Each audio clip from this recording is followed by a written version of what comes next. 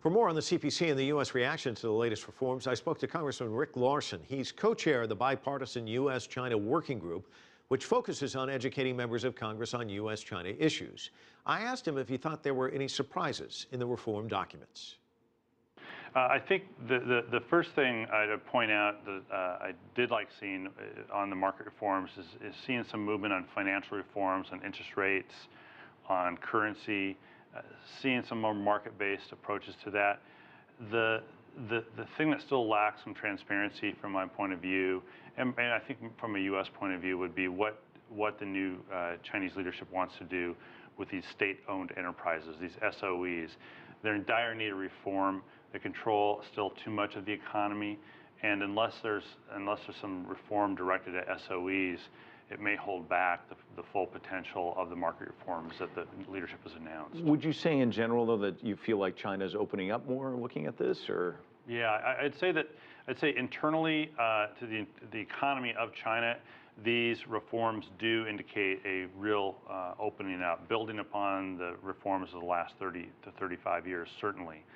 But one of the hiccups will be, unless it's addressed otherwise, is what kind of investment environment does China become? What kind of investment is allowed into China to help with these reforms, to help create capital, to help capital move from one company to the next, from one area to the next? And second, the opening up at the provincial and local level. These are national reforms. What kind of work has the Chinese leadership done to ensure that these kinds of reforms will take place at the provincial and local levels as well? That's a very important question that's still not answered. What role do you feel President Xi Jinping and Premier Li Keqiang played in all of this? Well, I think you need to, for Premier Li, go back to the World Bank 2030 report that was produced a couple of years ago about the future of China's economy. Premier Li, before he was premier, had quite a hand in helping to develop some of those recommendations about what a reformed China would look, economically reformed China would look like. That blueprint actually begins to show up in the reforms that President Xi now has announced through the plenum. And so I think if you again go back a couple of years, Li kind of set the stage with this World Bank 2030 report that he did with the World Bank, and then President Xi took those reforms.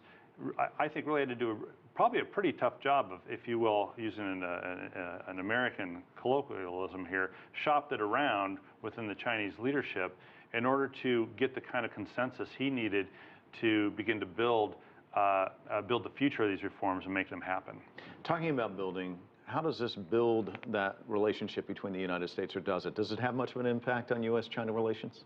Well, I would assess, my personal assessment would be that these reforms that are taking place in China that President Xi has announced through the plenum do fall in line with the conversations that not just took place at Sunnylands between President Obama and President Xi, but going back to President Bush and President Hu.